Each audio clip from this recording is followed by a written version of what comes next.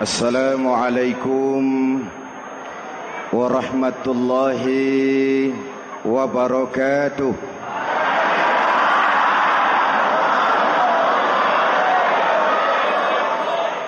Alhamdulillahi rabbil alamin. Wassalatu wassalamu ala ashrafil mursalin Sayyidina wa maulana Muhammadin wa ala alihi wa sahbihi ajmain, amma ba'du.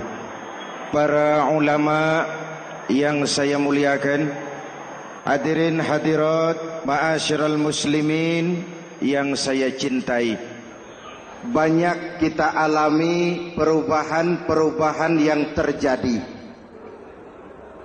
baik perubahan yang menyangkut sosial budaya, lebih-lebih yang menyangkut sosial politik. Yang tidak banyak mengalami perubahan adalah sosial ekonomi. Bahkan angka kemiskinan kita naik menjadi 3/5 dari total penduduk kita hidup di bawah garis kemiskinan, dan 20% diantaranya miskin mutlak. Perubahan-perubahan yang terjadi menyadarkan kita kepada kebenaran Al-Quran ketika Allah menyatakan wa tilkal ayyamu nudawiluha bainan nas. Hari itu kami putar di antara manusia. Ada saat datang, ada waktu pergi. Ada hari lahir, ada saat kembali. Ada waktu dilantik, ada saat menyerahkan jabatan. Hari kami putar di antara manusia dan hidup cuma sekadar menunggu giliran. Soalnya kemudian di tengah perubahan-perubahan yang terjadi begitu cepat, what must we do now?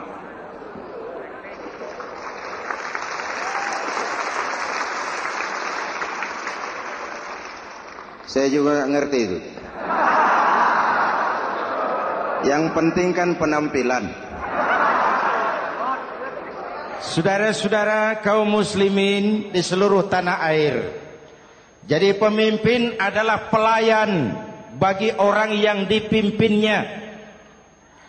Okelah, perbaikan ekonomi, pembukaan lapangan kerja baru kita serahkan kepada pemerintah, karena kita percaya mereka orang-orang terpilih belaka yang dipilih dengan kepercayaan akan mampu membawa rakyat keluar dari kesulitan. Amin. Tugas kita sekarang di zaman susah meluruskan akidah. Jangan sampai mbah dukun yang naik ke permukaan. Betul?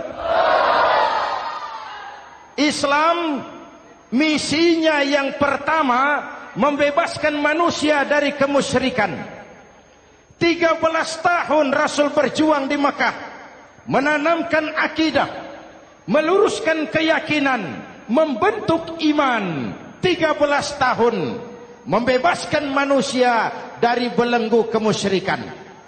13 tahun menanamkan la ilaha illallah Muhammadur Rasul dengan seluruh konsekuensinya. Kalau saya yakin tidak ada Tuhan selain Allah, saya tidak akan minta tolong kecuali hanya kepada Allah. Saya tidak akan pernah takut kecuali hanya kepada Allah. Saya tidak akan menggantungkan hidup kecuali hanya kepada Allah. Saya tidak akan minta rizki kecuali hanya kepada Allah. Saya tidak akan melarikan persoalan kecuali hanya kepada Allah. Kalau konsekuen dengan keyakinan ini, mbah dukun nggak dapat tempat.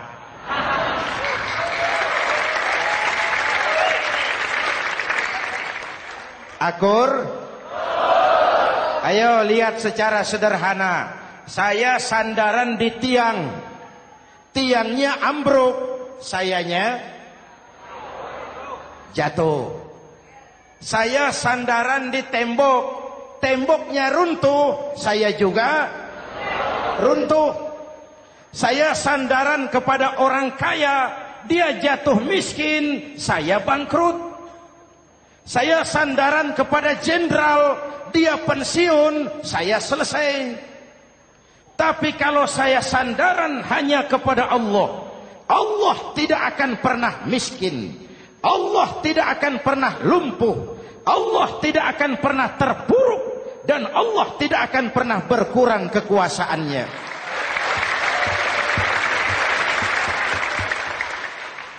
Maka umat Islam, sesulit apapun zaman yang kita hadapi, Allah juga tempat kita bersandar. Jelas? Selama ini kita iman dalam ucapan, tapi sekuler dalam perbuatan. Di masjid ada Allah, di kantor Allah tidak ada, maka korupsi merajalela.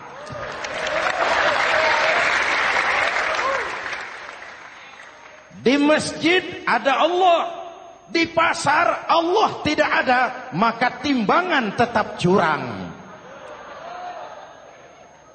Kita iman dalam ucapan, tapi sekuler dalam perbuatan. Oleh karena itu, sesulit apapun zaman yang kita hadapi, iman jugalah pegangan kita. Allah juga tempat kita bersandar. Boleh zaman berubah, akidah jangan sampai goyah. Karena iman kita hidup, untuk iman kita berjuang, dan dalam iman kita ingin kembali menghadap Allah Subhanahu. Selama ini manusia Indonesia kita lebih banyak diisi otaknya, hati sering kosong, agama dangkal, akidah rapuh, moral rendah. Memang kemudian muncul banyak orang-orang pintar, cuma sayang tidak benar. Indonesia kita bangkrut, Indonesia kita terpuruk, Indonesia kita sakit parah kalau diurus orang yang cuma pintar tapi tidak benar. Kita perlu orang-orang pintar, tapi kita lebih perlu orang benar. Jelas? Kalau cuma pintar tapi tidak benar, itu yang sering saya sampaikan, nanti disuruh ngurus beras malah nimbun beras.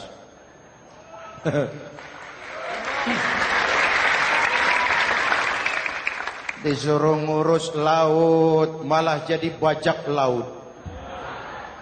Disuruh ngurus hutan rame-rame jadi orang hutan. Jutaan hektar hutan Indonesia kita ini merupakan kekayaan sumber daya alam kita yang harus digunakan bagi sebesar-besar kemaslahatan rakyat. Yang disuruh ngurus hukum malah bikin hukum seperti pisau, tajam ke bawah, tumpul ke atas. Jangan heran lalu di masyarakat muncul street justice, pengadilan jalanan, sebagai refleksi dari ketidakpuasan melihat sikap hukum yang sangat berpihak. Kalau yang kecil salah, hukum cepat-cepat ditegakkan.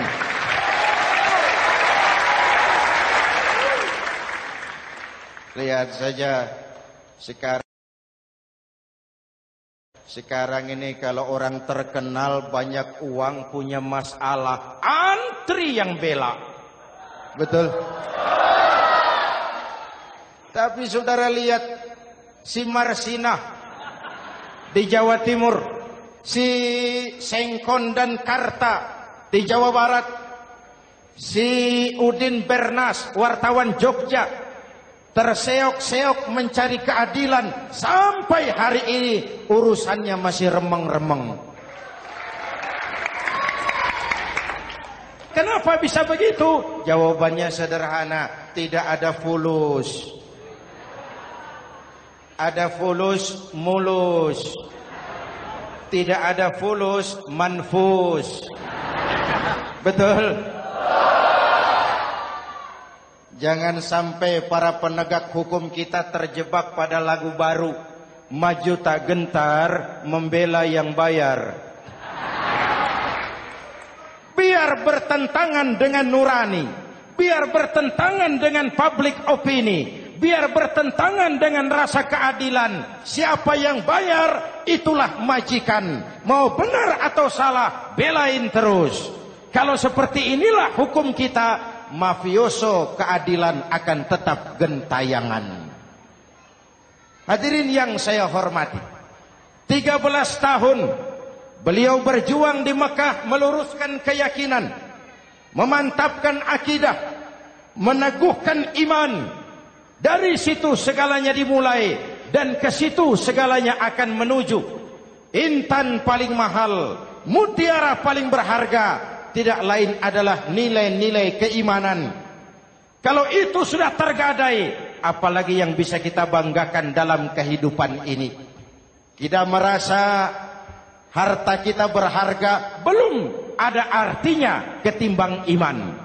Kedudukan kita punya nilai pun belum ada artinya ketimbang dengan nilai-nilai keimanan. Itu intan paling mahal, itu mutiara paling berharga. Harta baru ada manfaatnya kalau dilandasi dengan iman. Jabatan dan kedudukan baru terasa gunanya kalau dilandasi dengan keimanan. Kalau jabatan lepas dari iman, yang akan lahir Fir'aun baru. Jelas? Kalau harta terlepas dari iman, yang akan muncul adalah konglomerat korun. Kalau ilmu pengetahuan terlepas dari nilai dasar keimanan, maka yang akan muncul adalah ilmuwan pelacur yang menyalahkan yang benar, membenarkan yang salah untuk kepentingan pribadi. Dan kondisi seperti itu tidak akan membuat kita makin sehat. Oleh karena itu, pada kesempatan ini, pesan pertama saya, menghadapi zaman susah, tetap jaga akidah. Tetap pelihara keyakinan. Kesulitan bukan untuk ditakuti, untuk diatasi. Hidup adalah kerja keras, bukan keajaiban. Perubahan tidak akan datang hanya dengan simsalabim abragadabra. Perubahan tidak akan muncul hanya dengan berandai-andai. Perubahan tidak akan turun dari langit seperti turunnya embun di waktu malam. Perubahan adalah kerja keras, sehingga Al-Quran membimbing kita, innallaha la yughayyiru ma biqaumin hatta yughayyiru ma bi anfusihim. Allah tidak akan mengubah keadaan suatu bangsa kalau mereka tidak mau mengubah apa yang ada di dalam diri mereka. Yang ada di dalam diri itu rule of thinking, state of mind, cara kita berpikir, cara kita memandang kehidupan, cara kita mengatasi persoalan. Hadirin yang saya hormati, inilah iman. Berangkat dari ini kita menyadari, ini ujian buat kita rakyat. Dan kita rakyat Indonesia ini kalau sama susah sih sudah kenyang. Ya Pak? Ya Pak? Kita ini sebagai bangsa mengalami apa yang disebut oleh Bung Karno up and down, naik turun, timbul tenggelam, pasang surut. 350 tahun dijajah oleh Belanda, kita susah. Berangkat Belanda masuk Jepang, susah lagi. Pergi Jepang, datang nikah, susah lagi. Lalu kita merdeka, dirongrong oleh berbagai pemberontakan, susah lagi. Makan bulgur, antri minyak. Lalu PKI berontak, susah lagi. Muncul orde baru, lama-lama susah lagi. Orde baru selesai, naik reformasi, mulai repot nasi, susah lagi.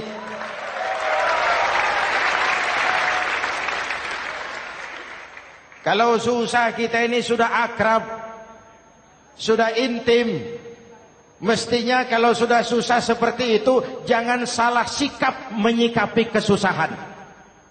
Jangan sampai kita potong kompas, ambil jalan pintas, terjebak menghalalkan segala cara. Itu tidak akan menguntungkan. Itu tidak akan menyelesaikan. Kalaupun selesai nampaknya penyelesaian sesaat. Dan penyelesaian sesaat bukan penyelesaian yang sebenarnya. Karena itu tetaplah dalam koridor keimanan. Boleh zaman berubah, akidah jangan sampai goyah. Silahkan masa berganti, tapi keyakinan jangan mati. Sekali la ilaha illallah, sampai tetes darah paling penghabisan, tetap la ilaha illallah. Sanggup? 3 orang. Sanggup? 21. Sanggup? Kalau sanggup kita harus konsekuen. Saudara-saudara di seluruh tanah air, misi yang kedua dari Islam setelah membebaskan manusia dari kemusyrikan, membebaskan manusia dari ras diskriminasi, mengikat manusia dengan tali akidah. Sebelum Islam datang, manusia dibedakan oleh warna kulit, manusia dibedakan oleh faktor keturunan, manusia dibedakan oleh faktor harta dan benda. Adalah Rasul yang mengajarkan, innallaha la yanzuru ila suwarikum wala ila amwalikum walakin yanzuru ila qulubikum wa a'malikum. Allah tidak melihat potonganmu, Allah tidak melihat hartamu. Yang Allah lihat itu adalah hatimu dan amal perbuatanmu. Jauh sebelum Amerika teriak-teriak membanggakan apa yang mereka sebut sebagai Declaration of Independence, Nabi sudah mengajarkan kepada kita semua, An-nas kulluhum li Adam wa Adam min turab la fadla li Arabiyyin ala ujamiyyin illa bittaqwa. Seluruh manusia berasal dari Adam. Adam diciptakan dari tanah.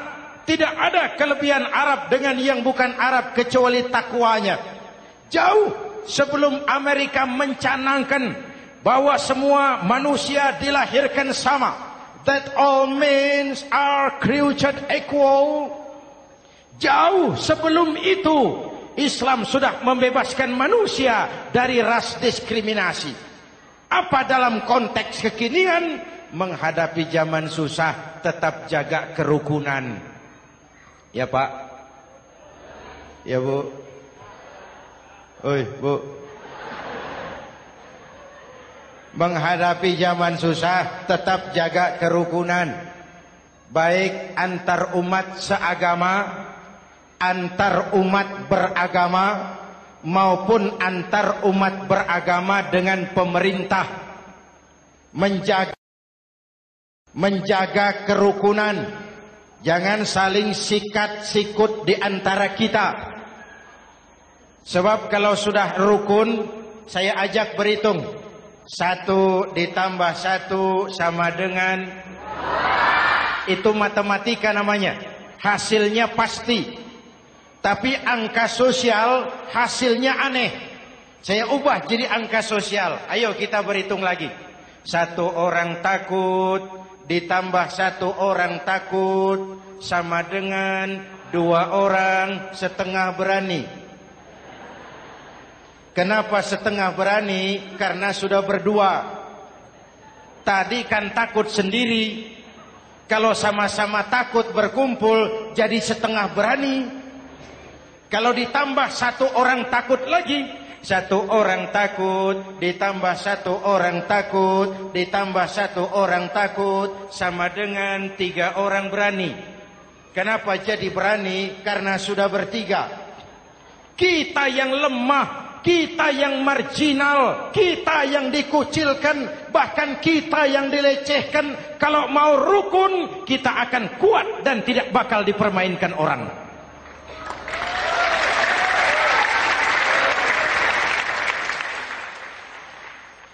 Tapi kalau rukunnya yang satu mau menikam yang lain, saya ajak berhitung lagi. Yuk berhitung yuk. 1 ekor ayam ditambah 1 ekor musang sama dengan 1 ekor musang. Kemana ayamnya? Dimakan musang. Betul nggak nih hitungan? Ayo kita hitung lagi. 1 ekor ayam ditambah 1 ekor musang sama dengan 1 ekor musang. Kemana ayamnya? Dimakan musang. Jadi kalau kita suka kumpul dengan orang yang mau makan kita, selesailah kita.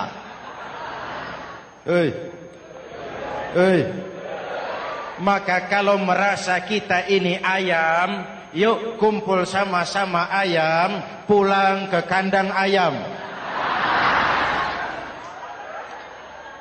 Kalau ada ayam kumpul ke kandang musang, itu namanya ayam minum baygon. Jelas? Menjaga kerukunan. Pertama, antar umat seagama, sesama muslim harus saling menjaga, harus saling memelihara. Baik dia muslim yang jadi kapolri, baik dia muslim yang jadi kasat, baik dia muslim yang jadi pengusaha, baik dia muslim yang jadi petani, nelayan, guru, semua komit menjaga semangat kebersamaan, rukun antar umat seagama. Jelas? Jelas? Hadirin yang saya hormati, atas dasar itu saya ingatkan kembali, kita semua ingin persoalan terorisme dilepaskan kaitannya dari agama manapun. Tidak ada kaitannya terorisme dengan Islam, dengan Kristen, dengan Hindu, dengan Buddha. Tidak ada kaitannya terorisme dengan pondok pesantren.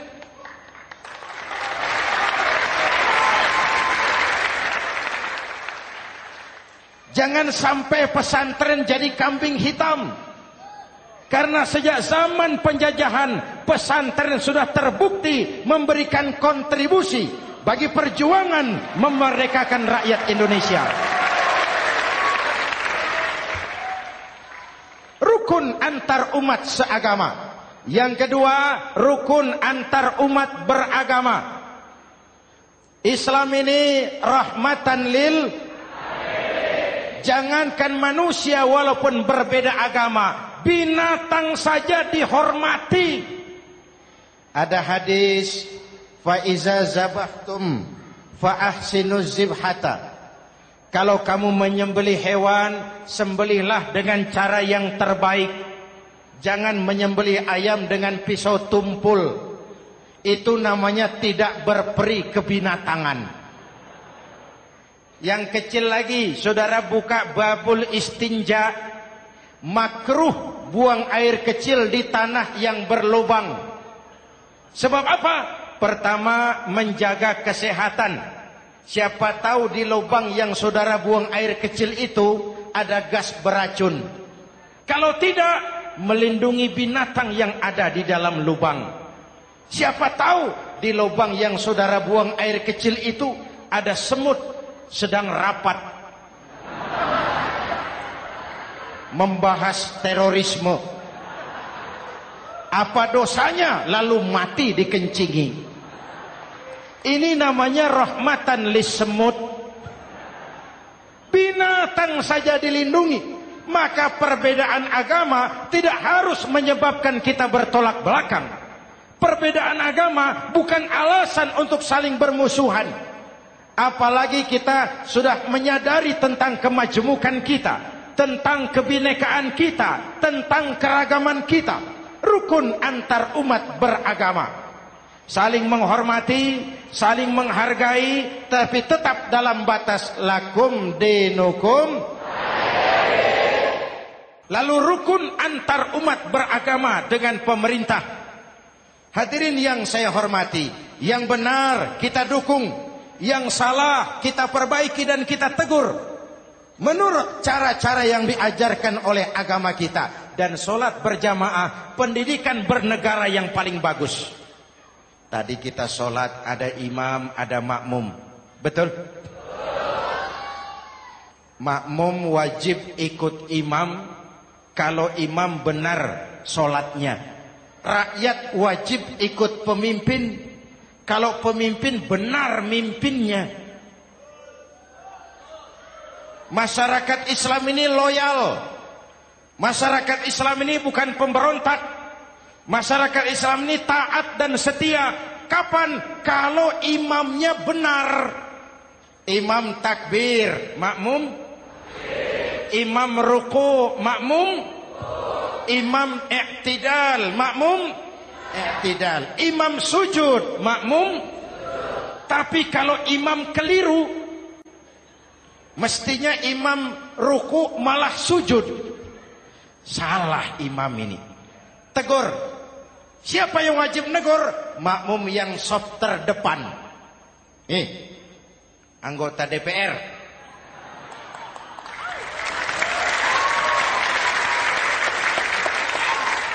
Ini wakil-wakil makmum ini. Saf di depan ini. Kalau imam keliru mereka paling tahu. Ngomong. Tegur. Bagaimana negurnya? Ada aturan main. Mestinya ruku, imam sujud. Salah ini imam. Subhanallah. Kan begitu negurnya. Betul? Tidak boleh juga imam keliru, makmum emosi. Main pegang. Weh, makmum salah. Hoi, hoi. Kacau solat. Betul? Anggota dewan ini, saf di depan. Itu kalau imam keliru. Satu saat imam buang angin. Namanya manusia bisa buang angin toh. Apa makmum lalu berkata, demi kesetiaan saya kepada imam, imam buang angin, saya lebih keras lagi. Itu namanya fanatisme buta, loyalitas yang goblok. Imam buang angin, minggir. Iyyaka na'budu wa iyyaka nasta'in. Sampai situ imam buang angin, minggir imam. Lalu saf yang di depan maju. Tidak usah bikin solat baru, teruskan pekerjaan imam. Ihdinas siratal mustaqim. Teruskan.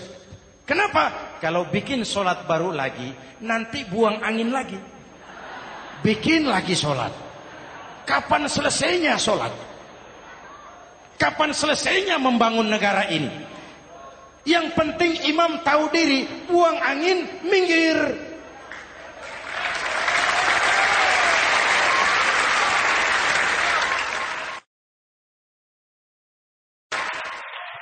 Ini kacaunya solat berjamaah kita sekarang.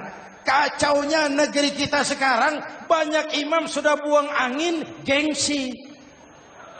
Dia aja merasa nggak punya salah. Dikasih tahu sama makmum, imam tadi buang angin ya, malah jawab sedikit. Apa kalau sedikit lalu tidak batal solat itu? Mekanisme kehidupan sosial yang diatur lewat tuntunan solat berjamaah. Sehingga Nabi berpesan, kun imaman muta'an au ma'muman muti'an fala takun thalisan jazu'a. Kalau jadi pemimpin, jadilah pemimpin yang ditaati. Kalau jadi makmum, jadilah makmum yang mentaati. Jangan jadi golongan ketiga pemecah belah. Di depan tidak jalan, di belakang takut, ditaruh yang di tengah, di depan didorong, yang belakang ditendang. Ini namanya biang kerok. Saudara-saudara, dari uraian singkat ini saya ambil beberapa catatan pokok. Pertama, kalau ada intan paling mahal, kalau ada mutiara paling berharga dalam hidup kita, itu tidak lain adalah karena keyakinan. Hidup jadi indah, hidup jadi berharga, hidup jadi berarti kalau didasari atas sebuah keyakinan. Dan keyakinan itu tidak lain adalah nilai iman kita, akidah kita kepada Allah Subhanahu wa taala. Yang kedua, tetap menjaga kerukunan. Sesulit apapun zaman yang kita hadapi, kita tetap harus menjaga semangat kebersamaan. Kita harus tetap menjadi lem perekat yang menjaga keutuhan, baik sebagai bangsa maupun sebagai umat. Perbedaan adalah wajar, harus dihormati sebagai ciri kehidupan berdemokrasi. Tapi jangan perbedaan menjadi sebab kita bermusuhan, dan jangan perbedaan menyebabkan kita saling berpecah belah. Hormati perbedaan, jangan perbedaan dipandang sebagai permusuhan. Dengan akidah yang kuat dan kebersamaan yang kokoh, ayo kita hadapi kesulitan, kita atasi kesulitan, dan dengan kerja keras untuk menyongsong hari esok yang lebih pasti. Mari kita Fatihah, semoga Allah memelihara kita bangsa Indonesia. Ala hadhihi niyah wa ila hadratin Nabi. Al-Fatihah.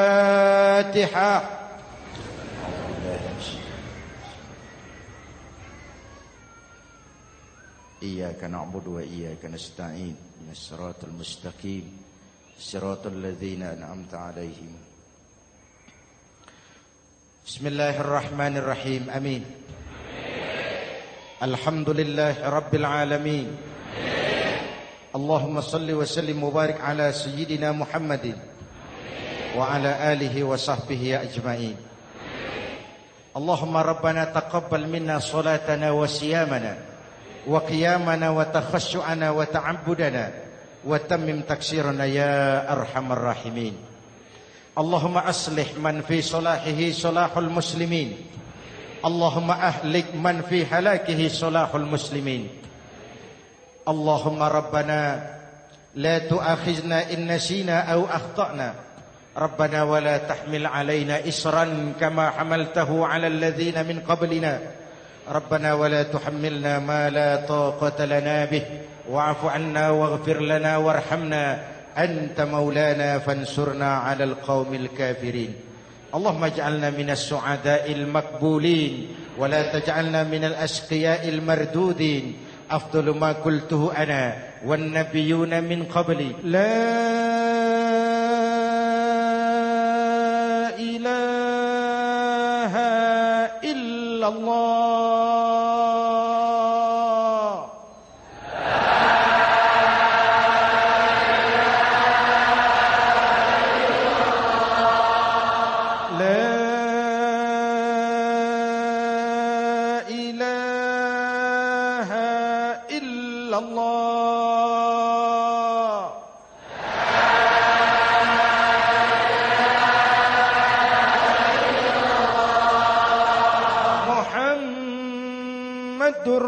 Rasulullah.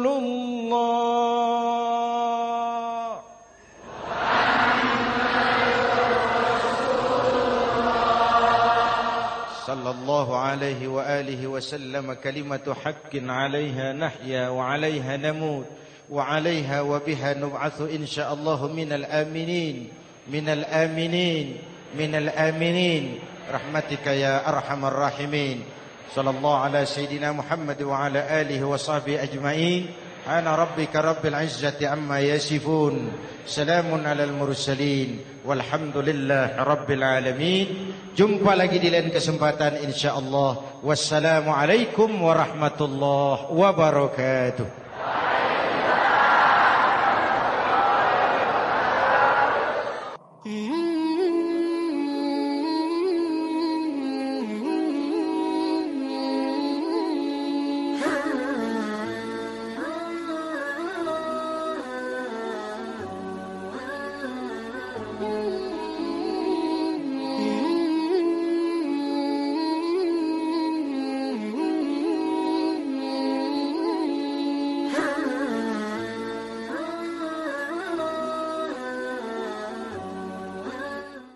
Assalamualaikum warahmatullahi wabarakatuh.